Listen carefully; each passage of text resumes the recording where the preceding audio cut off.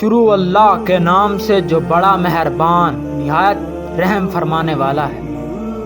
الف لام میم۔ اس میں کچھ شک نہیں کہ اس کتاب کا نازل کیا جانا تمام جہانوں کے پروردگار کی طرف سے ہے۔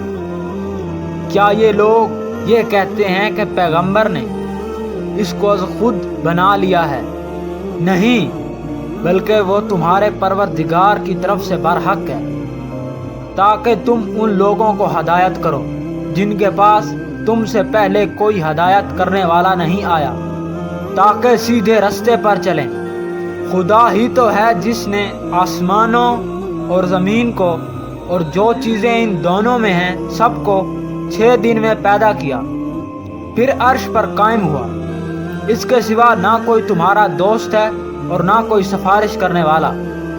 کیا تم نصیحت نہیں پکڑتے؟ وہی آسمان سے زمین تک ہر کام کرتا ہے۔ پھر وہ ایک روز جس کی مقدار تمہاری شماریات کے مطابق 1000 برس ہوگی، اس کی طرف صعود اور رجوع کرے گا۔ یہی تو پوشیدہ اور ظاہر کا جاننے والا اور غالب اور رحم والا خدا ہے، جس نے ہر چیز کو بہت اچھی طرح سے بنایا، یعنی پیدا کیا، اور انسان کی پیدائش کو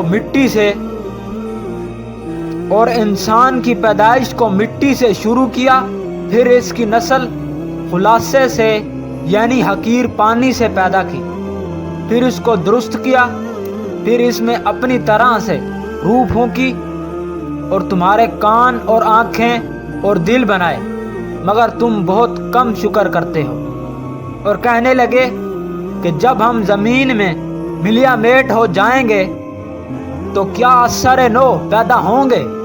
حقیقت یہ ہے کہ یہ لوگ اپنے پروردگار کے سامنے جانے ہی کے قائل نہیں۔ کہہ دو کہ موت کا فرشتہ جو تم پر مقرر کیا گیا ہے تمہاری روحیں قبض کر لیتا ہے، پھر تم اپنے پروردگار کی طرف لوٹائے جاؤ گے۔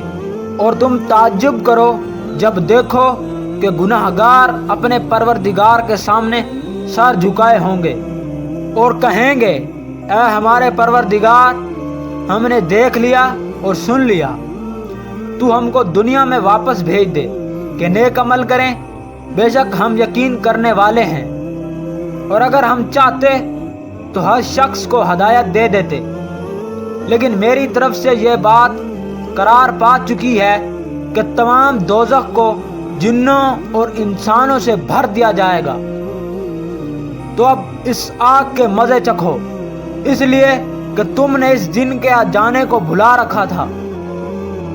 آج ہم بھی تمہیں بھلا دیں گے، اور جو کام تم کرتے تھے ان کی سزا میں ہمیشہ کے عذاب کے مزے چکھتے رہو۔